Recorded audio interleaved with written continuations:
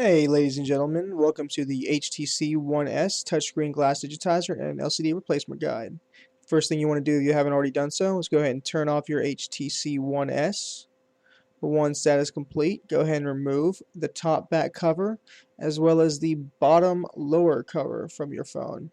You will additionally want to take out your micro SIM card. You can do that just by pressing down on it and it pops right out. For the lower back cover, you will need to use either a safe open pry tool, a little guitar pick, or an X-Acto knife. Originally, we tried to use a safe open pry tool. We realized that really would not get in the way we wanted it to, as you can see here. So we went ahead and used a X-Acto knife. The X-Acto knife, you got to be really careful with that.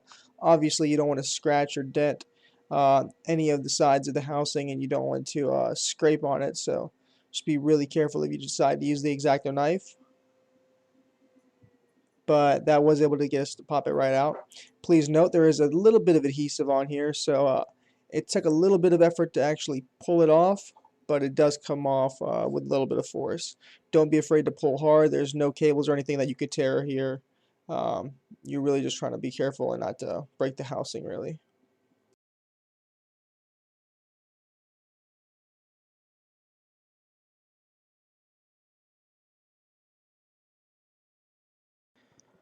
Alright, once your top and bottom back covers are removed, you're going to go ahead and remove 6 screwdrivers. You're going to need a Torx 5 screwdriver as well as a Phillips screwdriver. As you can see here, we're going to alternate between the Phillips and the Torx 5.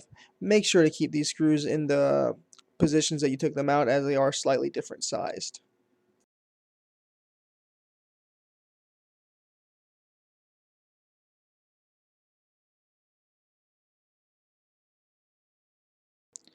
With those screws removed, you're going to use a safe open pry tool. You want to separate between the silver housing and the black screen frame.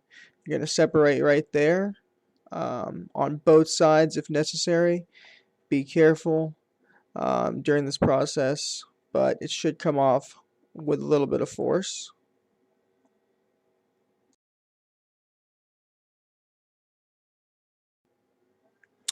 Once that is removed, you can go ahead and take out the battery. Use a little guitar pick to try and pry under the battery. Please note the battery generally has a ton of adhesive under it, so you might need to work at it for a few minutes. Don't bend the battery, be careful with it. Once that is off, you can go ahead and pop this jawbone connector as shown right there. Pull the little cable out. That actually controls the little light keys at the bottom of your phone. Next, you want to remove the 2 screws that I'm showing here, one on the right, one on the left.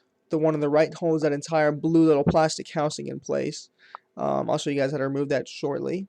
Before we do that, I disconnected 3 cables on the left side. There's a little piece of Kapton tape covering them. It's yellow. Go ahead and remove that. And then flip these jawbone connectors to the left. That's what holds your cables in. Next, you want to remove the little wireless antenna signal, that little black signal. After you remove the little blue plastic housing, but you'll see me remove this little black signal wire in a second.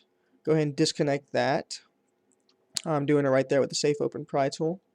Once that's off, you can go ahead and pull your motherboard to the left hand side, and with the cables already disconnected, you should be able to just pull the motherboard out and you're good to go on to the next step.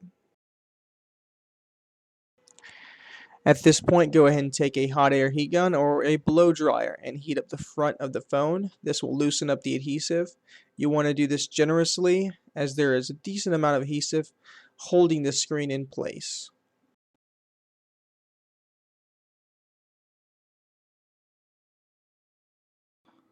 Once adequate heat has been applied, use a safe open pry tool and just pry starting at the bottom.